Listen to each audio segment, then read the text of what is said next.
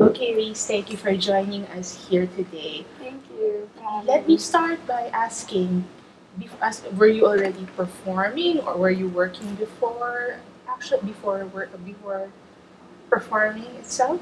I actually started performing as in doing gigs when I was in college. I was in Ateneo and I belong to a music org called Ateneo Musician School.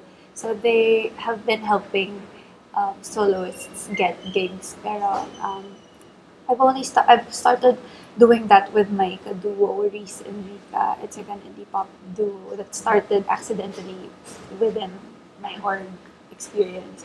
So um, that's my first uh, gigging experience, I suppose, and that was 2009. Were you working before actually performing, or What do you you just mean?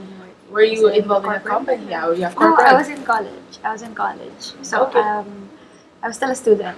Okay. I was third year college when I started performing. Um, yeah, when I started gigging in the big scene. So you never went to corporate. You really performed already after graduating from college. Okay. After graduating from college, I was a no, I enrolled in fashion school Okay. afterwards. I did 2 years of that, so I got an associate degree. Um, and then during that time, parang I took a break from gigging. I mean, I would still do it occasionally, but I couldn't fit it in my schedule because I was a full-time student. And then afterwards, then I started going back to it again. Until now, I'm still like a freelance graphic designer and still a freelance musician. So I would do gigs at night Okay, and so design work at so the you were wait We need to, wait just to sige lang, Teka yung mic. labasan na natin yun. Ay, okay. okay wait Okay. pero malakas Yeah, okay. hindi malakas yung narinig mo sa'yo Sakto lang. yeah malakas Just yung move na. pero malakas yung narinig mo sa'yo okay alright so ano lang ongoing Okay. and then okay so you're a part-time graphic artist and you're also a freelance musician so I guess let's go to your music. What type of music do you love to perform? Um, I guess I would classify my genre as indie pop. Okay. It's very I would say it's very quirky and very playful. Most of the songs that I write are very um, tongue in cheek humor.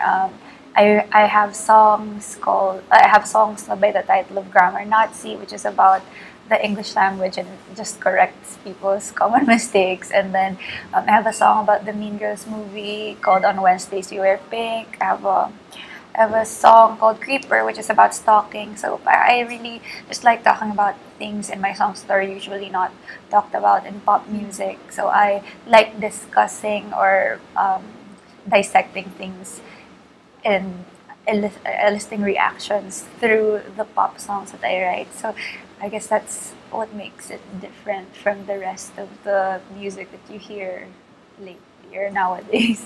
Who are your musical influences? My the my most favorite artist I would say would be Imogen Heap, but it doesn't really reflect on my songwriting, di halata, but um, the other influences would be Regina Spektor with her just her the breadth of her work is so wide, and I'm just really amazed at how she can write any song about anything. Lily Allen also for her the way that she writes her lyrics, very crass, very crude, which I like. I like I just like her attitude, very punchy. Also, Kate Nash, the early Kate Nash, a lot of female singer songwriters actually. Being an independent singer, it's not a very easy career because a lot of we Filipinos love the mainstream. So, what are your thoughts about the independent scene and the mainstream nowadays? I'm sure are there any what type of competition, what needs Yeah. to be improved? Yeah, I think the internet has made it very, very much easier than before to be a musician now because uh, mainstream and indie, they're both very different things. You can want, it depends on the trajectory, the career trajectory that you want. You can either choose mainstream or indie. It doesn't really matter as long as you get to really um, achieve your goal, which is to perform or to make your music known to other people. For me, indie is easier now because of the internet. It's free and it's accessible to anyone who has a computer, or anyone who doesn't even have a computer. They can go to the internet shop, and it has been very liberating for artists like me who can just log on to YouTube and SoundCloud and upload a very low quality video, like as a basic means of connecting and putting your music out there.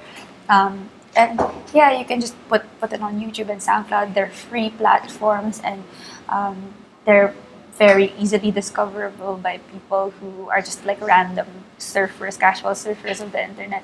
So I would say that it's easier somehow because the internet has made it parang what's this? Parang free for all ba?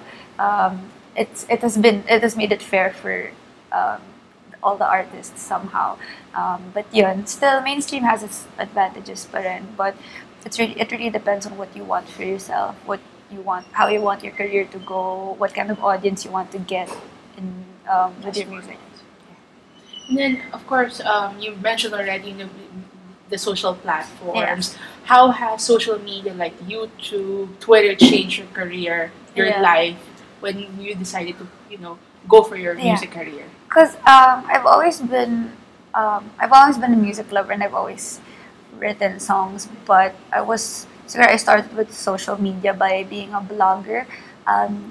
I started very early because I had a cousin who was really very adept at technology when I was still in grade 4. So when I was grade 6, I started being curious about what a blog was, and I wanted to be a writer before. I wanted to be a fiction writer or a short story writer. So that was how I saw like the diary, like the traditional diary progressing to. So I signed up for a free blog, like a blogspot before it was called Blogspot, but a free blogspot account, and then I started writing about my day, and that's how I started with social media. I would write poetry, I would write short stories, I would write about like this was how my day went, and then people would really read it, and so that's when I started getting readers or followers from. And then when I moved to Twitter, microblogging platforms became a thing, and it has been so much easier to update everyone with like your thoughts or your life because these are 140 characters that you just tweet out sometimes without even thinking too much. And then SoundCloud and YouTube, like in terms of music, SoundCloud and YouTube happened. There was MySpace before, but I wasn't really a musician still when MySpace was happening and it was being very big, but I was already observing how like the behavior of people, the responses of people towards MySpace artists and the early YouTube artists, and actually the singer-songwriters of YouTube, like the early, like 2007, they were the ones who really um, propelled me to write my own songs because I've always looked at songwriting as something very professional. It's something for John Lennon lang, or for these people who are really stars or really musicians as a profession. But these YouTube artists made me realize that you can be a normal person with just a camera and a guitar, and you can be writing songs and you can be heard by the world. So that's how it changed me. That's really the main thing that pushed me to write songs. And until now, I still get new audience from Twitter, from Instagram, from my blog.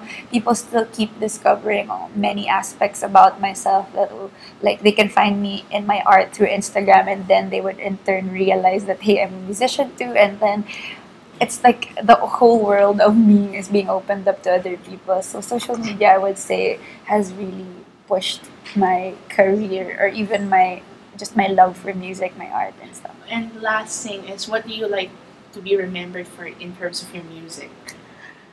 I would love to be remembered for being a unique voice we're contributing something significant and relevant to the conversation of music. That's why I try very hard to try to translate like everyday thoughts that we have, very common thoughts that we have that aren't really heard in pop music, to songs that are memorable, to songs that are very catchy. So I could at least give like give back something, I suppose, through songs. There's this interesting story about my song Grammar Nazi being shown to a couple of English classes by some English teachers, and that has been very inspiring to me and very touching to me. And that's what I've always wanted with my music, to somehow not just be music, but also be able to impart like a piece of like just something like a fact or just something that they would forever remember because of my song. I don't know. I just like packing information into songs and handing it to people, hopefully that they would remember.